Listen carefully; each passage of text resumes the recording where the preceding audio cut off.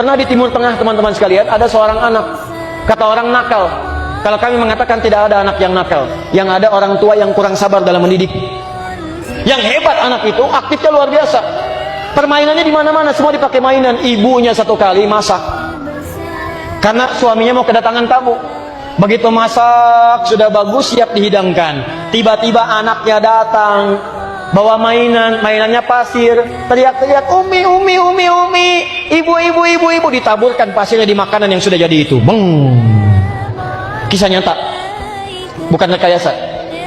Pertanyaan saya, ibu, kalau suami kedatangan tamu, ibu masak tuh.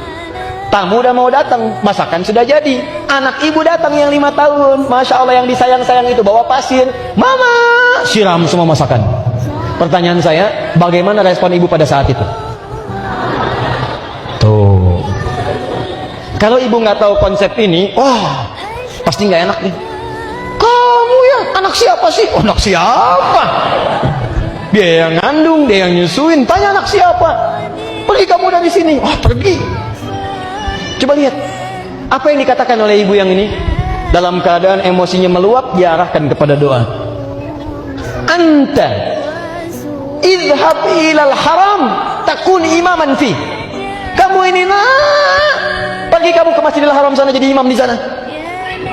Anak kecil datang bawa pasir, nyiram masakan ibunya yang sudah jadi, meluap perasaan di ibunya. Kata ibunya, dia paham rumus ini. Pergi ke Masjidil Haram jadi imam ya. Allahu Akbar. Dia tahu makanan bisa diganti, tapi anak gak ada yang bisa diganti. Awas, hati-hati. Awas para ayah juga, awas.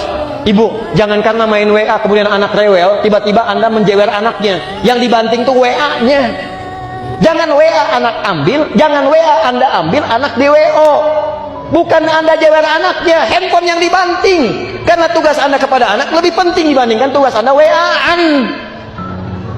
Balik sini. Jadi imam di sana ya.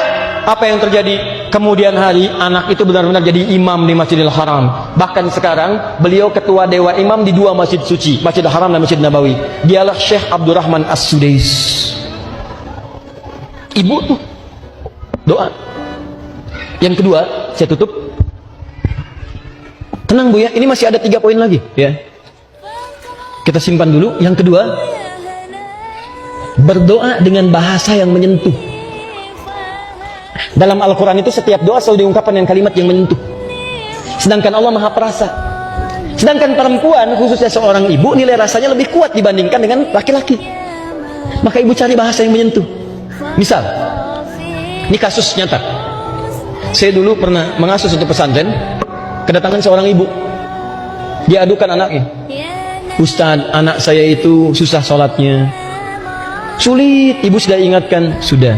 Berapa kali? Sering. Sudah Bu, ibu nggak usah ingatkan lagi. Nanti malam ini ibu bangun sholat tahajud di kamar anak ibu saat dia tertidur. Kemudian ibu berdoa kepada Allah, minta.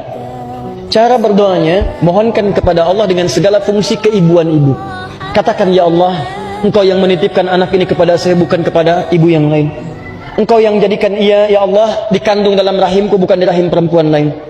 Engkau yang telah tetapkan ia, ya Allah, disusui olehku, bukan oleh ibu yang lain. Engkau yang amanahkan ia kepadaku, ya Allah, untuk aku pertanggungjawabkan di hari kiamat nanti. Maka aku mohon kepadamu di keheningan malam ini, ya Allah, berikan aku solusi dan kemudahan untuk mendidik anak itu sehingga mudah aku pertanggungjawabkan di hadapanmu, ya Rabb. Ya Allah, jangan wafatkan aku kecuali Engkau telah jadikan anak ini, ya Allah, sebagai anak yang baik dalam pandanganmu. Jangan Engkau wafatkan aku, ya Allah, kecuali Engkau telah berikan aku solusi untuk menuntaskan amanah ini, ya Rabbal Alamin." Minta hari pertama, hari kedua. Nanti setelah 3 malam, coba ibu kesini lagi, apa yang terjadi? Atau apa yang terjadi? Begitu hari yang ketiga, ibu ini datang jam 7 kurang sedikit. Dari kejauhan sudah mengeluarkan suara yang sangat kencang. Dia katakan, "Ustaz, Masya Allah." Dan tangan kanannya menggenggam 1 bungkusan nasi uduk. Pagi-pagi. "Ibu kenapa ceria sekali?" "Anak saya sudah sholat Ustaz 3 hari." "Kok bisa?" saya bilang. Ternyata di malam yang ketiga itu dia bangun, dia peluk ibunya. Rupanya saat ibunya berdoa di malam pertama, mendengar terisak-terisakan tangisan, dia mulai tersadar tapi sambil malas-malas dia tiduran. Hari kedua mendengar tangisan-isakan, dia mulai menyentuh kepada hatinya. Hari ketiga begitu terisak, dia turun dari kasurnya, dia peluk ibundanya, dia minta maaf, dia cium kakinya. Maafkan saya ma, maafkan saya ma, saya dengar doa mama. Saya gak sholat itu bukan karena gak sholat, tapi bukankah mama juga sekarang baru sholat? Bukankah ayah begitu sibuk gak pernah ngajak saya sholat dan sebagainya? Keluar kemudian unek-uneknya, keluar kalimat-kalimatnya, tapi kalimat ibu yang menyentuh itu menyentuh ke dalam sanubarinya. Dia katakan, saya berjanji hari ini saya akan sholat. Begitu dia katakan sudah sholat, lalu minta santri untuk mengajarkan. Kami khususkan satu orang santri mengajar. Apa yang terjadi? Sholatnya bagus, dia mulai menghafal Quran. Bahkan sejak saya pamit dari pesantren itu, hafalannya sudah 2 juz. Mungkin sekarang sudah selesai hafalan Qurannya.